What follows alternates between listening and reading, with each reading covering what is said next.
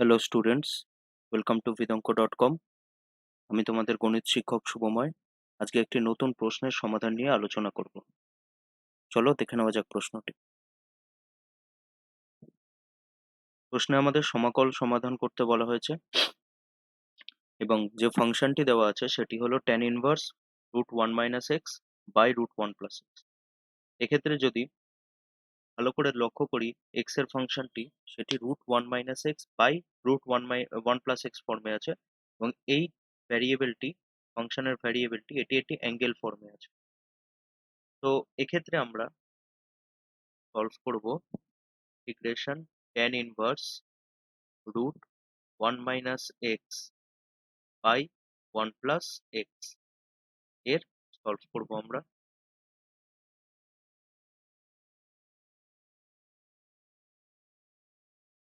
tan inverse √1 - x by 1 + x।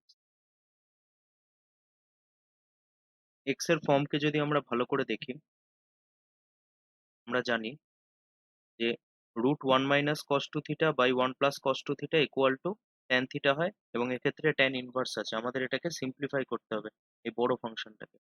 এক্ষেত্রে আমরা ধরে নেব, ধরি ধরি x ইকুয়ালস টু ধরি x equals to cos2θ।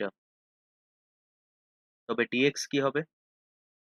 cos এর ডেরিভেটিভ মাইনাস 2sin2θ dθ। তো এখানে আমাদের x এবং dx এর ভ্যালু বসাতে হবে। সুতরাং x ও dx এর মান বসিয়ে পাই, x এবং dx এর মান বসিয়ে পাই, কি পাওয়া যাবে?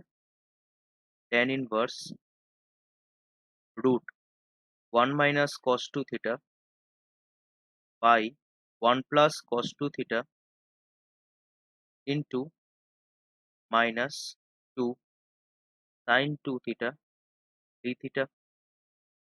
এই ভ্যালুটি আমাদের পাওয়া যাচ্ছে যদি আমরা x এবং dx এর মানটাকে পুট করি।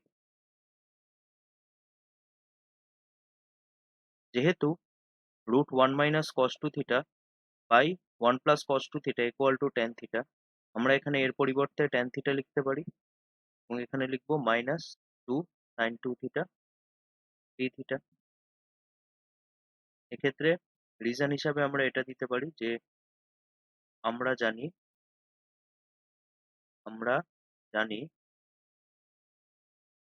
কি জানি আমরা √1 - cos2θ by 1 + cos2θ equal to হয় tan থিটা।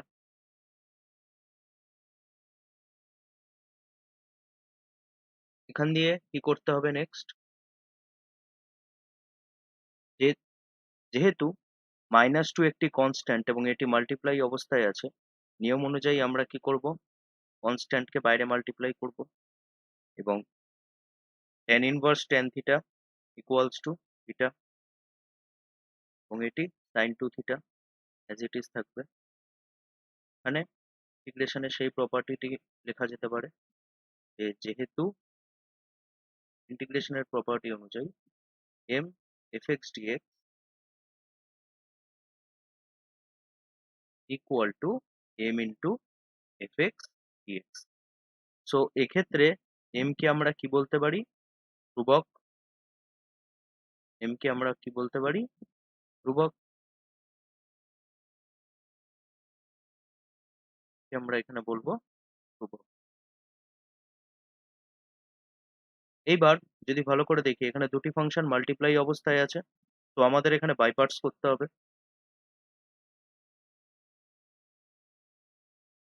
তো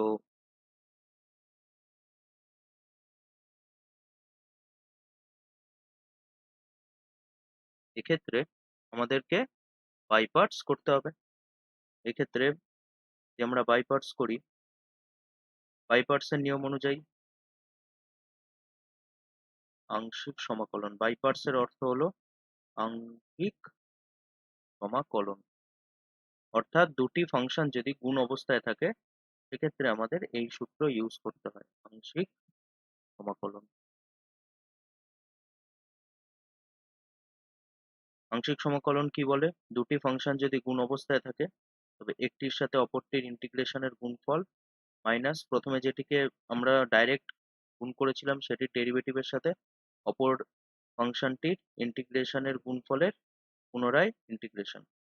সেক্ষেত্রে আমাদের থিটার যেহেতু ডেরিভেটিভ করলে কনস্ট্যান্ট পাওয়া যায়, থিটাকে আমরা ইউ ধরবো। থিটা আমাদেরকে এমন একটিকে ইউ ধরতে হবে যার মাধ্যমে আমরা সমাধান প্রথম কথা তাড়াতাড়ি করতে পারি, দ্বিতীয় কথা হয়, অপর ক্ষেত্রে সেটি সম্ভব হয় না। আমরা যদি ইউ ভুল ফাংশনকে ধরে নিই সেক্ষেত্রে সমাধান মিলবে না বা সমাধান আসবে না।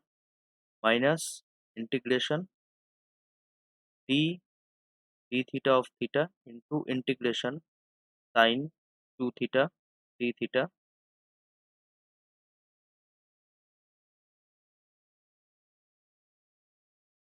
D theta.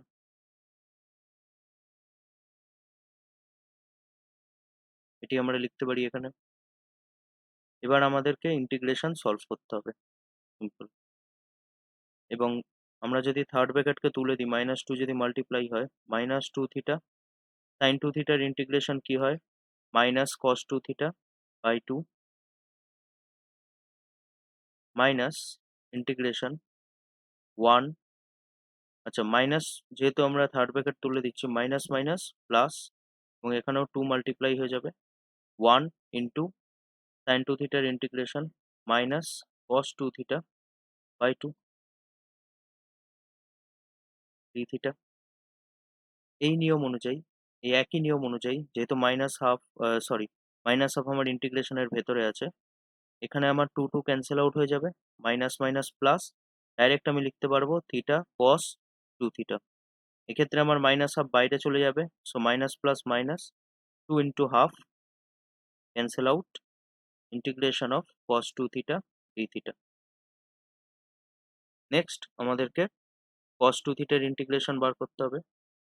আর এক্ষেত্রে যদি ইন্টিগ্রেশনের ফর্মুলাটা কারণ না মনে থাকে, তো সেক্ষেত্রে বলে দেওয়া উচিত যে এই ইন্টিগ্রেশনটি পাওয়া গেছে এই সূত্র থেকে, integration sine integration sine sine M X dx equal to minus of cos M X by M plus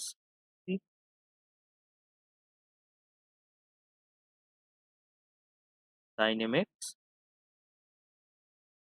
equal to minus cos M X by M plus C, এখানে এম আমাদের ধ্রুবক।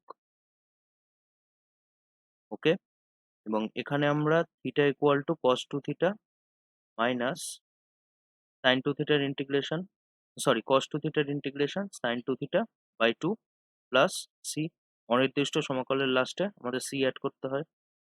এবং এখানে আমাদের কোন সূত্র ইউজ করতে হচ্ছে? কস এম এক্স এর integration equal to sine M X by M plus C, এখানে এম ধ্রুবক, এম ধ্রুবক,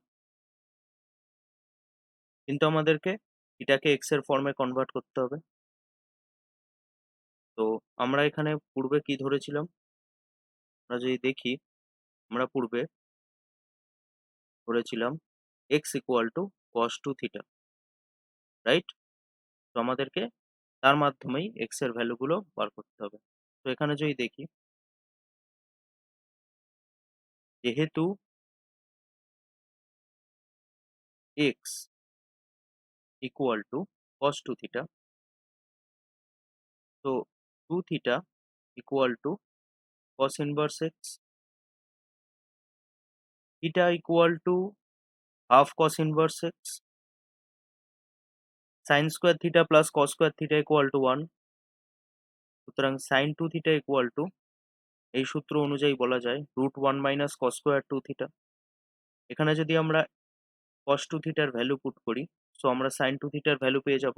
এই সব কটা sin 2 থিটা, থিটা এবং cos 2 থিটা এই সব কটা ভ্যালুকে আমাদের এই ফর্মে ফেলে দিতে হবে বা এই ফর্মে পুট করে দিতে হবে। এই ফর্মে যে আমাদের যে অ্যান্সারটা এসছে সেটি তো থিটার আকারে আছে, সেটিকে আমাদের এক্স এ কনভার্ট করতে হবে। তবে এখানে আমরা কি পাবো, এক্স থিটার পরিবর্তে আসবে half cos inverse X minus half root 1 minus X plus C, যেখানে সি সমাকলন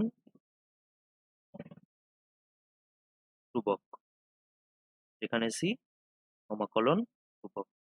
সুতরাং এটি হলো আমাদের অ্যান্সার। Thank you.